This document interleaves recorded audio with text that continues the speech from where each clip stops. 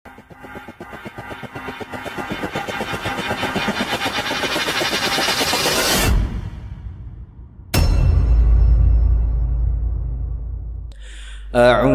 بالله من الشيطان الرجيم.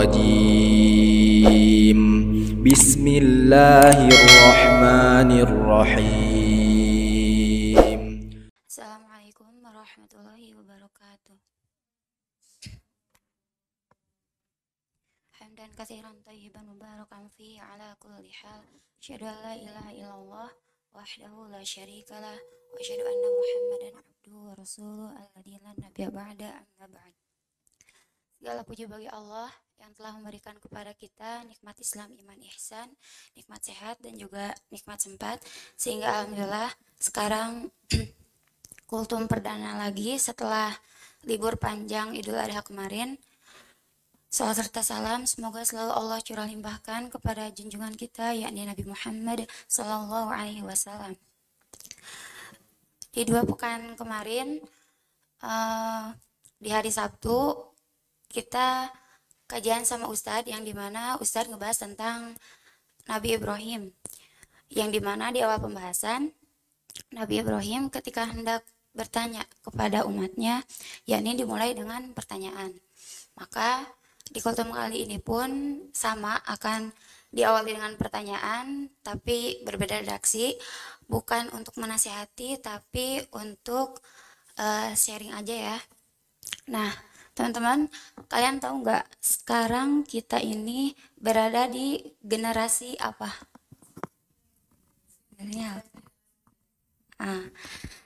Kita ini tinggal di generasi yang terlalu peduli sama apa yang nampak pada fisik kita, tapi lupa kita tidak memperhatikan pada apa yang ada di benak kita. Makanya kita termasuk generasi yang glow up generation.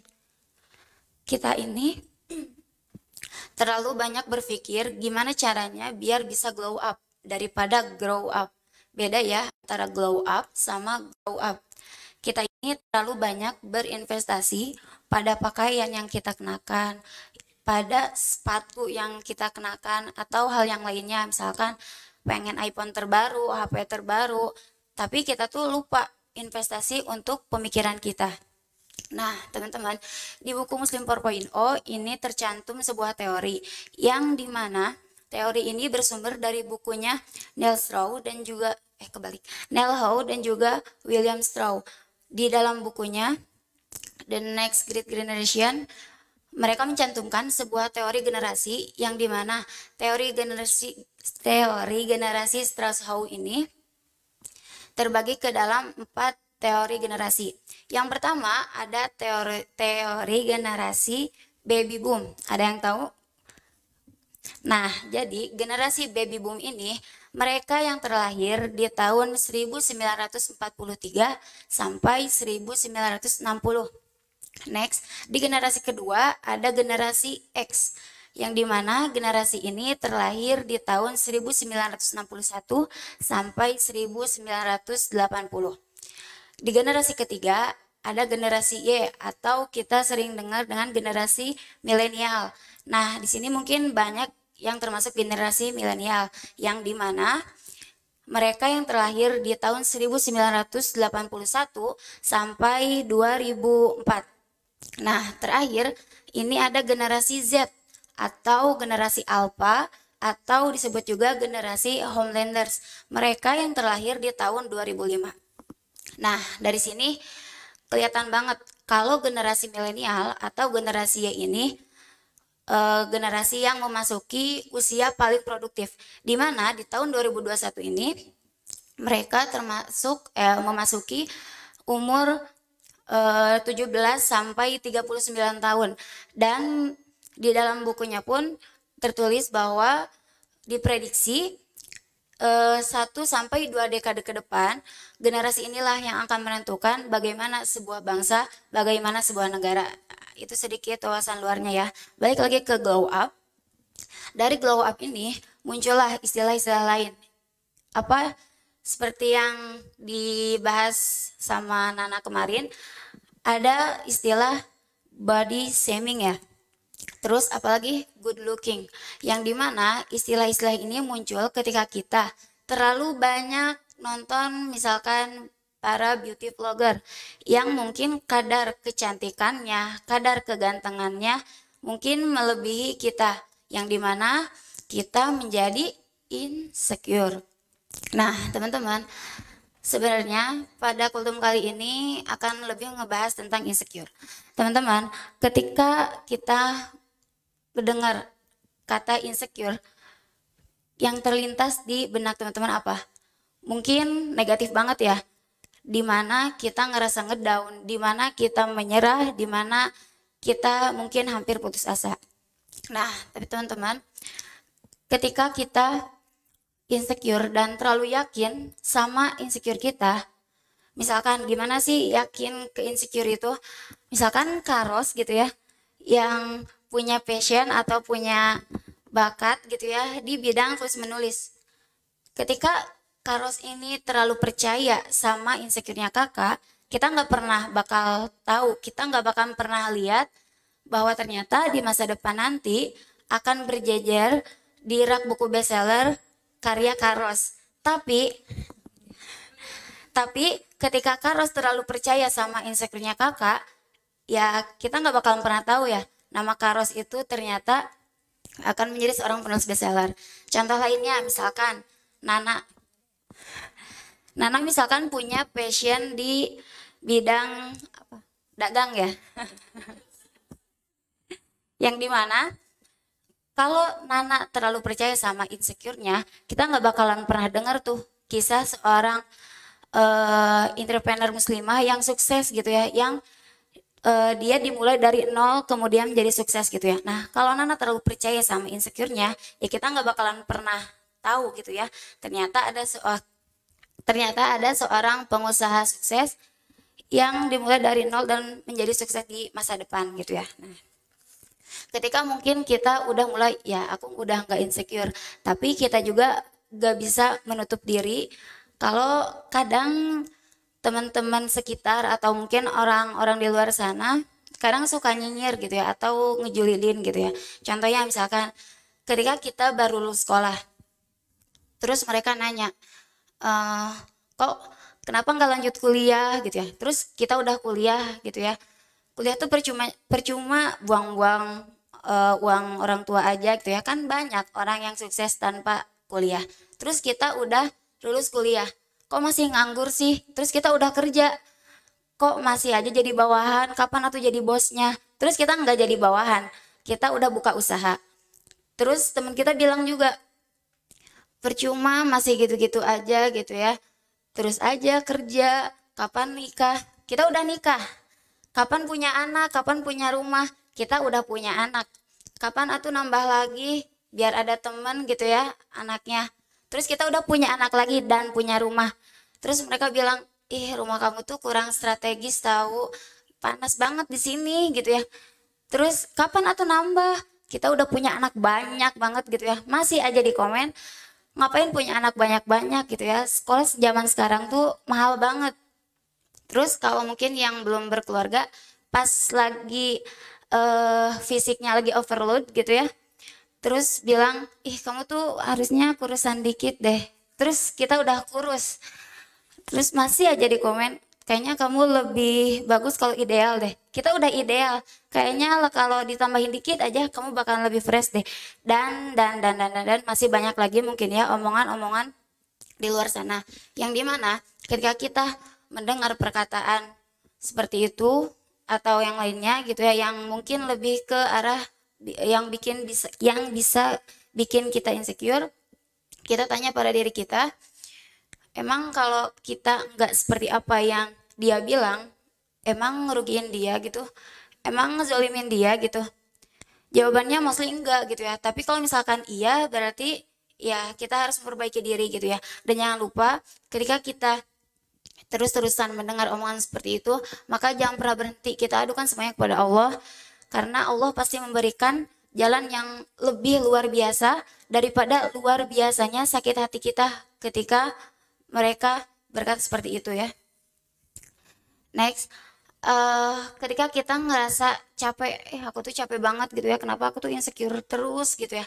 Tapi teman-teman, mungkin dari tadi kalau ngebahas insecure negatif gitu ya. Tapi teman-teman, gimana kalau ternyata ketika kita ngerasa insecure, ternyata itu adalah sinyal kita untuk lebih berkembang. Yang dimana, misalkan ketika kita insecure lihat teman kita yang tahajudnya misalkan dari misalkan udah bangun jam 1, jam 2. Nah, kita tuh insecure sama teman kita. Kenapa ya dia mah bisa tahajud jam segitu, terus bacaannya juga sekian juz gitu ya. Nah, dari situ karena kita insecure, kita akan termotivasi sedikitnya dan kita akan bergerak nyari tahu nih gimana caranya biar bisa kayak teman kita. Minimal kalau kita nggak bisa kayak teman kita mendekati lah, naik level gitu ya. Misalkan yang biasanya jam 3 jadi setengah 3 gitu ya. Contoh lainnya apa? Misalkan ketika kita ngerasa apa ya, nih contoh misalkan kita ngerasa insecure, terus kita beli buku tentang insecure, dimana itu juga ada positifnya kan, kita jadi beli buku, kita baca buku, kita yang pastinya pasti dapat wawasan baru gitu ya. Makanya ketika kita ngerasa insecure ternyata gak semuanya negatif. Karena ketika kita ngerasa insecure, selamat teman-teman. Berarti teman-teman udah ada di langkah awal untuk menuju perubahan. Nah, ketika teman-teman ngerasa, aku mah apa ya, gak ada yang bisa dibanggain gitu ya dari diri aku ini gitu. Karena kita terlalu ngebandingin dengan apa yang teman-teman kita udah capai di luar sana. Yang dimana mungkin teman-teman kita udah sukses dengan kuliahnya, udah sukses dengan karirnya. Ketika kita ngelihat teman-teman kita sukses dengan karir, keluarga, pokoknya semua urusan dunia yang kita belum bisa kejar mereka, kita bisa kok ngejar mereka dengan apa? Kejar mereka dengan amalan akhirat kita. Mungkin kita bukan orang yang paling kaya di antara teman-teman kita, tapi kita bisa jadi orang yang paling ngejaga sholat 5 waktu kita, paling ngejaga sholat sunnah kita. Mungkin kita bukan orang yang jabatannya tinggi, mungkin kita bukan orang yang terpandang, orang yang terpopuler, tapi kita bisa menjadi orang yang paling banyak mengingat Allah dalam kesendirian. Nah, ketika orang-orang bisa punya semua hal-hal dunia yang gak akan pernah mereka bawa mati, tapi kita sedang mengoleksi pahala yang bisa kita bawa mati. Nah, teman-teman, pernah suatu hari ada teman yang bilang, Teteh, aku tuh nggak tahu mimpi aku tuh apa karena aku tuh nggak tahu passion aku tuh di mana gitu ya. Aku tuh sukanya tuh apa gitu. Nah, ketika kita mungkin bukan nggak punya cita-cita ya, sebenarnya kita tuh bukan nggak punya cita-cita, cuman kitanya aja yang nggak sadar. Sebenarnya kita punya cita-cita. Cita-cita seperti apa? Cita-cita pengen hidup enak. Cita-cita pengen serba berkecukupan. Pengen kalau lapar udah ada tersedia.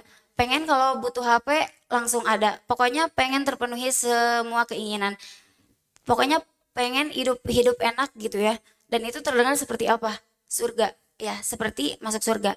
Ketika kita tidak punya mimpi atau mungkin banyak mimpi, sebenarnya deep down inside itu kita udah punya mimpi yang default banget, yang kadang kita lupa prioritasin gitu ya. Yang dimana masuk surga itu sebenarnya cita-cita yang perlu kita prioritaskan. Dan masuk surga tuh mungkin terkesannya tuh kayak ya elah gitu ya, itu mah jelas gitu ya, siapa yang nggak mau masuk surga. Berarti faktanya ya emang nggak ada mimpi setinggi masuk surga gitu ya. Karena masuk surga itu ya itu tadi cita-cita yang default, yang terkadang sering kita lupa prioritaskan gitu ya. Saat napas kita sudah ada di kerongkongan gitu ya, kita tuh nggak bakalan mikir gitu ya, ya Allah aku tuh belum nikah, ya Allah aku tuh belum kerja di sini, ya Allah aku tuh belum beres kuliah dan yang lainnya. Tapi yang kita harapin tuh apa? Satu-satunya yang kita harapin ini adalah keselamatan, maghfirah Allah, ridha Allah, dan juga masuk surga ya. Makanya ketika kita ngerasa gak punya mimpi, di sisi kita perjuangkan masuk surga. Kalau kalian juga punya begitu banyak daftar mimpi, maka ya tetap perjuangkan, tapi jangan lupa untuk tetap prioritaskan masuk surga. Karena masuk surga itu adalah cita-cita yang butuh diusahakan sepanjang hidup, akan terus kita harapkan dan juga akan terus kita usahakan. Rasulullah Shallallahu Alaihi Wasallam bersabda, barang siapa tujuan hidupnya adalah dunia, maka Allah akan mencerai-beraikan urusannya, menjadikan kefakiran di kedua pelupuk matanya, dan ia tidak mendapatkan dunia kecuali menurut ketentuan yang telah ditetapkan baginya.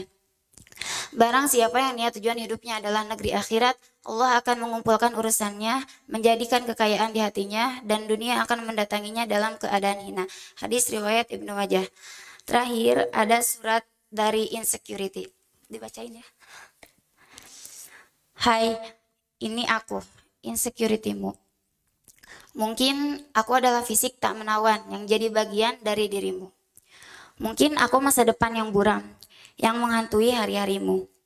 Mungkin aku adalah nasib yang terkalahkan oleh nasib kawan-kawanmu. Aku bersembunyi di balik tubuh seseorang tanpa bakat, tanpa potensi, tanpa prestasi. Aku adalah perasaan tak berguna yang menyebabkanmu merasa tak penting. Aku adalah semua hal yang kamu benci dari dirimu. Dan aku mau minta maaf atas semua hal yang telah disebabkan olehku. Maka dari itu, aku sangat ingin berdamai denganmu. Lebih-lebih kalau kita bisa berteman, tentu itu lebih baik. Dan aku rasa kita bisa kok hidup beriringan. Dan aku harap kamu mau memberi dirimu kesempatan untuk berdamai dengan diriku. Your Insecurity. Mungkin sekian yang bisa saya sampaikan. Kultum kali ini dikutip dari buku Insecurity, karya Kang Lavi Syahrin. Semoga bermanfaat. Mohon maaf atas segala kekurangan. Ditutup saja dengan doa. Subhanakallahumma wa bihamdika asyhadu an la ilaha illa anta astaghfiruka wa atubu ilaik. Assalamualaikum warahmatullahi wabarakatuh.